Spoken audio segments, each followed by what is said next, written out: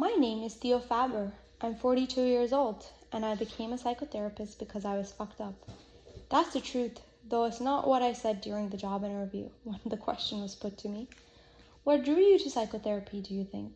Asked Indira Sharma, peering at me over the rims of her owlish glasses. Indira was consultant psychotherapist at the Grove. She was in her late 50s, with an attractive round face and long jet black hair streaked with gray. She gave me a small smile, as if to reassure me this was an easy question, a warm-up volley, a precursor to trickier shots to follow. I hesitated. I could feel the other members of the panel looking at me.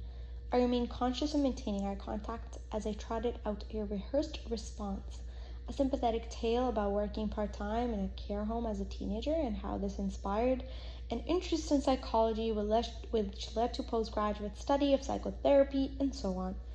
I wanted to help people, I suppose, I shrugged. That's it, really. Which was bullshit. I mean, of course I wanted to help people, but that was secondary aim, particularly at the time I started training. The real motivation was purely selfish. I was on a quest to help myself. I believe the same is true for most people who go into mental health. We are drawn to the profession because we are damaged. We study psychology to heal ourselves.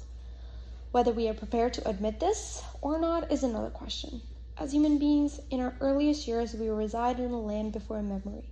We like to think of ourselves as emerging from this primordial fog with other characters fully formed, like Aphrodite rising perfect from the sea foam.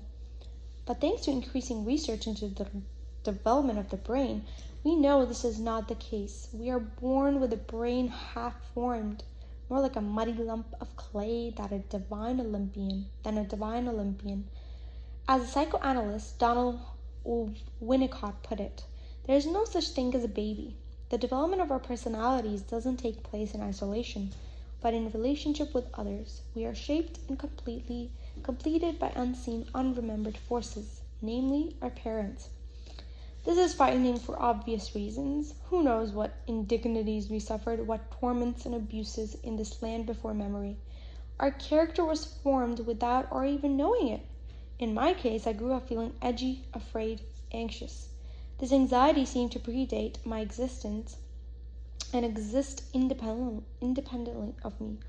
But I suspect it originated in my relationship with my father, around whom I was never safe. My father's unpredictable and arbitrary rages made any situation, no matter how benign, into a potential minefield.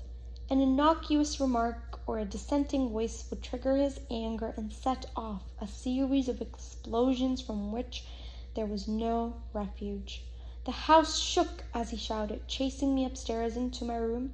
I'd dive and slide under the bed against the wall. I'd breathe in the feathery air, praying the bricks would swallow me up and I would disappear. But his hand would grab hold of me, drag me out to meet my fate. The belt would be pulled off and whistle in the air before it struck, each successive blow knocking me sideways, burning my flesh. Then the whipping would be over, as abruptly as it had begun. I'd be tossed on the floor, landing in a crumpled heap, a rag doll discarded by an angry toddler. I was never sure what I had done to trigger this anger or if I deserved it. I asked my mother why my father was always so angry with me, and she gave me a despairing shrug and said, "How should I know? Your father's completely mad." When she said he was mad, she wasn't joking. If assessed by a psychiatrist today, my father would, I suspect, be diagnosed with a personality disorder, an illness that went untreated for the duration of his life. The result was a childhood and adolescence dominated by hysteria and physical violence, threats, tears, and breaking glass. There were moments of happiness, usually when my father was away from home. I remember one winter he was in America on a business trip for a month. For 30 days, my mother and I had free reign of the house and garden without his watchful eye. It snowed heavily in London that December, and the whole of our garden was buried beneath a crisp, thick white carpet. Mom and I made a snowman. Unconsciously or not, we built him to represent our absent master. I christened him Dad, and with his big belly, 2 black stones for his eyes, and 2 slanting twigs for stern eyebrows. The resemblance was uncanny. We completed the illusion by giving him my father's gloves, hat, and umbrella.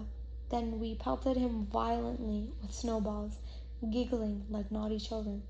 There was a heavy snowstorm that night. My mother went to bed, and I pretended to sleep.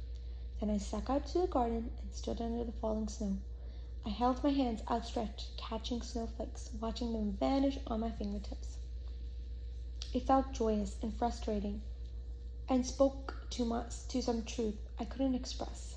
My vocabulary was too limited, my words too loose a net in which to catch it.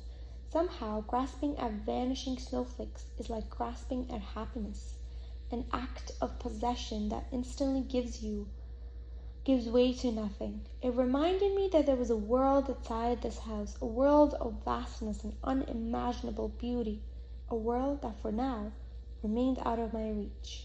That memory was repeatedly returned to me over the years. It's as if the misery that surrounded that brief moment of freedom made it burn even brighter, a tiny light surrounded by darkness.